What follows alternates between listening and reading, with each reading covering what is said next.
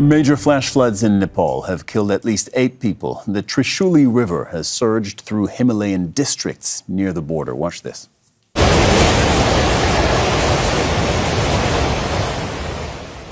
Videos shared by police and on social media show torrents of muddy water crashing through mountain villages. Prime Minister Balendra Shah has called an emergency meeting while authorities assess the damage. Meanwhile, in nearby Tibet, local authorities say that they fear, quote, major casualties, with some missing already after a mudslide hit a land crossing. This is video captured from the region of Gyirong in Tibet. Prayash Adhikari joins us now. You're a climate justice activist focused on loss and damage issues. You're joining us from the Nepalese capital, Kathmandu. Can you tell us a little bit more? We've just watched very dramatic footage. Can you tell us a little bit more about what happened and where it happened? Yeah, so this probably is one of the massive climate catastrophe or massive flood that Nepal has experienced in this whole century. And this started in this today morning at around like 9 in the northern part of Nepal, especially from the Tibet, and it entered into Nepal from a district called Rasua. And it was such massive that it impacted from the northern to the southern part, the whole riverine trench, entering through the Trishuli River, through the Trishuli to the Narayani. And this flood was much devastating that it swiped out whole village. Hundreds of people are missing. It swiped out the households, the official buildings, schools, and many bridges that used to connect the communities with the national highways, and it also swiped out many highways as well. So until now, with the speculations and with all the data and assessments done by the government in other sectors, the speculations have been made that this is because of the climate-induced, the glacial lake outburst flood. And pause for a second. We'll get to the causes of this in just a second. But I first want to try and understand. We're in the very early stages of discovering this footage here and understanding what happened. I'm trying to get an assessment of just how big it is. And for the moment, 8 people have been confirmed dead. But given what you're telling us, that hundreds are missing, and given simply what we're seeing on our screen with entire roads swept away, buildings, communities, it is likely, unfortunately, that the death toll is going to be much higher than that. Yes, we're also worried about that, Can you explain the topography, the terrain? Yeah, so this is close to the Tibetan side of Nepal. Is the northern part, which is much the natural, the ecological part of the nations, and it goes from northern through the side of the northern side of the capital city and go in towards the southern, and later the river connects with the Indian side. So this is the geography. And back to what you were telling us about the causes of this. You're saying, and apparently the government is also of this opinion, that this is at least in part fueled by climate change. Did I hear that right? Yeah. Yes.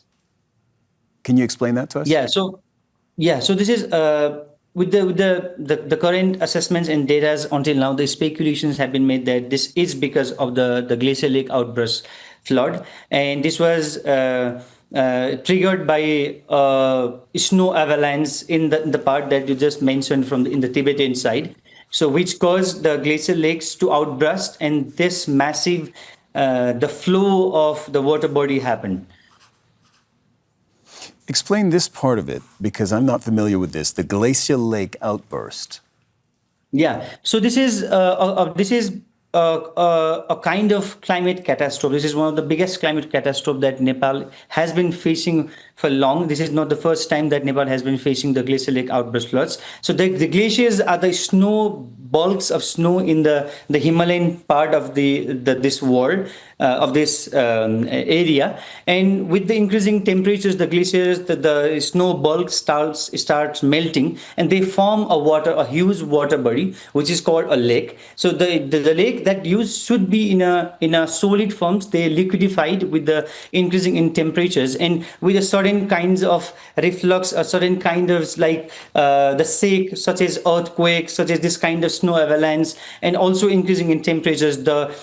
As the walls of the lakes are not made enough to hold this much of the liquid forms of water, and they broke out, and this is called outburst of the glacial lake, which ultimately destroy all the communities and all the residents downstream to the glacial lake through the rivers and through the mountainsides. So we also had faced the glacial lake outburst floods few years back in our Everest regions, and also in the other parts of Nepal. And also the ICIMOD, one of the regional organizations, also had clearly mentioned that there are several glacial lake in this Hindu Kush Himalaya regions which are in a higher risk to be get outbursted, like what exactly happened today.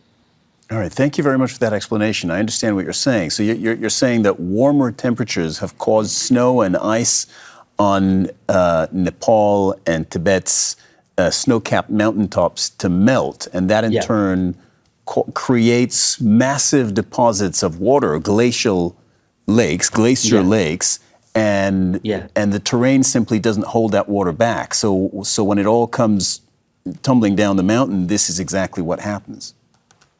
Yeah. Yes. Can anything be done to guard against that? So this is one of the major things that is important to protect the communities, the peoples from this on the downstreams from the leakage is the early warning, and we have seen many attempts from the governments, from the official, the scientific communities and others who have been like talking a lot, doing a lot of paperwork regarding the cross-border early warning systems and the systems that is much robust and much be giving alert to the peoples. Because it's for the local authorities here, they were not given alert about this massive flood, and they only knew about is when the flood, the huge mudslide was just few meters from them. So this actually is not just a matter of a nations; it's a cross-border, a global issues to be addressed, because the temperature is increasing. And the spaces like UNFCCC, the UN and other multilateral spaces are just doing table talks and talks more and more, and not increasing or feeling the resources, the funds that can make countries like Nepal able to be resilient, to more adaptive, and to invest more of our resources in to protect our communities and peoples downstream to these kinds of the incidents. So yeah, like what you said. So this can be done. This can't be completely turned around, because we are on a verge of climate catastrophe. But still, we can protect our communities with different tools that we have. But we can clearly see the peoples are just revolving around the Western science-led climate actions, and the governments and corporates are still busy protecting their profits with genocides and wars around the world, not even discussing these kinds of catastrophe that we have been facing in our daily life yearly, and we're losing hundreds of lives, and we're much worried, and it's a very heartbreaking for us to get into this kinds of incident, and we don't know how much the death toll will rise, and how much the economic and non-economic loss is going to happen this year also.